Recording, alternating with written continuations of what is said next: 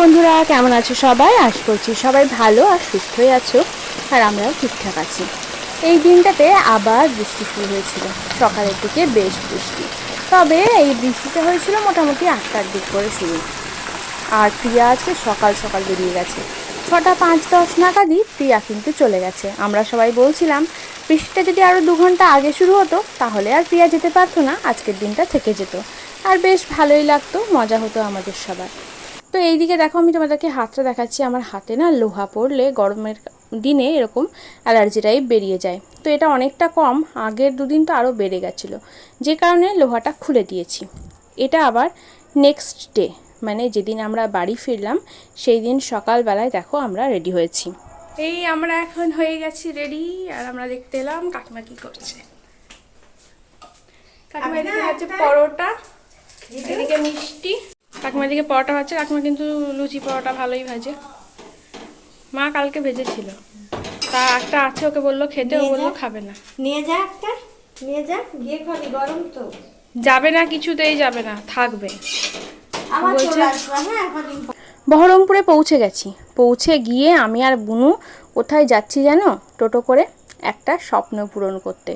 এটা বলতে পারো অনেক দিন ধরে জমিয়ে রাখা একটা স্বপ্ন, যেটা আমি পূরণ করতে পারলাম।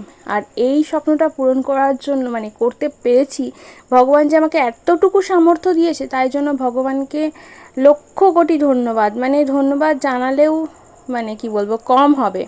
আর তার সাথে অবশ্যই আমার বরকেও ধন্যবাদ। তা আমি এসেছি হচ্ছে এসি কিনতে, আমি আর বোন এসেছি এসি কিনতে বাবার জন্য। তো আমরা এই যে এই টোটোটা রিজার্ভ করে এসেছিলাম। এই কাকুটা আমাদের গ্রামেরই একটা কাকু, তো এই কাকুর টোটোতে আমরা রিজার্ভ করে এসেছিলাম।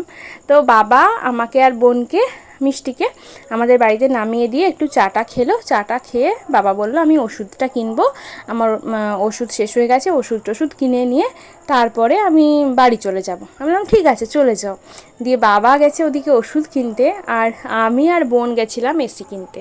তো যাই হোক, সমস্ত পেমেন্ট সব হয়ে গেছে, আর এখন গোডাউন থেকে ওনারা এসিটা তুলে দিচ্ছেন টোটোতে। তারপরে এসিটা কিনে বাবাকে ফোন করলাম যে বাবা একটু এদিকে এসো, দরকার আছে। তো বাবা আবার এলো। তো আমি দেখলাম যে টোটো যখন রিজার্ভ করেই আসা হয়েছে, এই টোটোতে করেই পাঠিয়ে দিই, তাহলে আর কি টোটো ভাড়াটা তো অন্তত বেঁচে যায়। আর বাবা তো এখানে প্রথমে বকাবকি করছিল, পরে যাই হোক একটু হয়তো খুশিও হয়েছে। তারপর বাবারা তো ওই দিক দিয়ে বেরিয়ে গেল, আর আমি আর বোন চলে এলাম বাড়ি। এইবার বাড়ি এসে দেখো কত কাজ বাকি, সমস্ত কিছু এলোঢেলো হয়ে আছে। আসলে প্রায় 7 দিন মতো বাড়িতে ছিলাম না, আর এই এমন অবস্থায় জয়ের পক্ষে তো আর পসিবল না যে ও সমস্তটা গুছিয়ে গাছিয়ে রাখে। কারণ দেখো একটা মেয়ে মানুষ যতটা একটা সংসারের খেয়াল রাখতে পারে, একটা মানে ছেলে কিন্তু সেটা পারে না। তো যাই হোক, এইদিকে তো সব এলোমেলো, আস্তে আস্তে সব গুছাবো, আবার হবে। আজকের দিনটা কিন্তু আমার কাছে একদম স্মরণীয় হয়ে থাকবে। এই দিনটাতে আমি একটা স্বপ্ন পূরণ করতে পেরেছি বলে। বহুদিন ধরে আমার শখ ছিল যে আমি বাবাকে এসি কিনে দেবো। বহুদিন বলা ভুল, বহু বছর ধরে। যখন থেকে আমি কারোর বাড়িতে এসি দেখেছি, তখন থেকে আমারও শখ হয়েছিল যে আমি যখন বড় হব, যদি চাকরি পাই, তখন আমিও আমার বাবাকে এসি গিফট করব। কিন্তু দুর্ভাগ্য যে না, চাকরি করার হয়ে ওঠেনি, না অন্য কোনোভাবে উপার্জন, এখান থেকেও আমার কোনো উপার্জন নেই। তবে যদি ভগবান চায় কোনো একদিন হবে, তখন হয়তো আরও একটা স্বপ্ন পূরণ আমি করতে পারবো আমার বাবা মায়ের জন্য।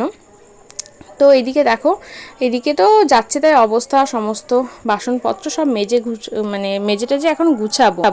এই তো অবস্থা, এগুলো পরিষ্কার করব, মিষ্টিকে স্নান করাবো, ঠাকুর ঘরটাও নোংরা হয়েছে, নিজে স্নান করে ঠাকুর ঘর পরিষ্কার করে পুজো করব, তারপরে খাওয়া দাওয়া, তারপরে রেস্ট।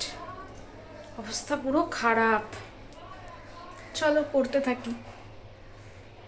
ভাত বসিয়ে দিয়েছি, একদম চাল ডাল আলু পটল আর একটুখানি লবণ সব একসাথে কুচি কুচি করে একদম বসিয়ে দিয়েছি। এটাকে আমরা চালে ডালে বলি। তো এদিকে চালে ডালে বসিয়েছি, আর ওদিকে ডিম সেদ্ধ করতে বসিয়েছি। আজকে তো এটাই হচ্ছে দুপুরে আমাদের খাবারের মেনু, সিম্পল ঝটপট, যতটা তাড়াতাড়ি করা যায় আর কি। তো তারপর খাওয়া দাওয়া করে খানিক রেস্ট নিয়েছিলাম, কিছুটা গোছগাছ করেছি। আর এখন আবার সন্ধ্যাবেলায় এই দেখো সব কেটে কুটে রেখেছি, মানে সন্ধ্যাবেলায় চিকেন হবে। কদিন তো আমরা ছিলাম না, বরেরও খাওয়া দাওয়া তাইরে নাইরে হয়েছে, তাই সে বলছে যে আজকে যখন এসেছো তখন চিকেন হবে। তো বর তো ওদিকে বেরিয়েছিল কাজে, সেন্টার টেন্টার বন্ধ করে আসার সময় সে চিকেন নিয়ে আসবে, আর সেই চিকেনটাই বরই রান্না করবে। আমার রান্না কোনো ব্যাপার নেই, চিকেন হলে বরই রান্না করে। তো আমি এদিকে সব মশলা টশলা করে রেখেছিলাম। তারপর রাতের খাওয়া দাওয়া করে আজকে সারাটা দিন শেষ করলাম। তো চলো আজকের মতো টাটা।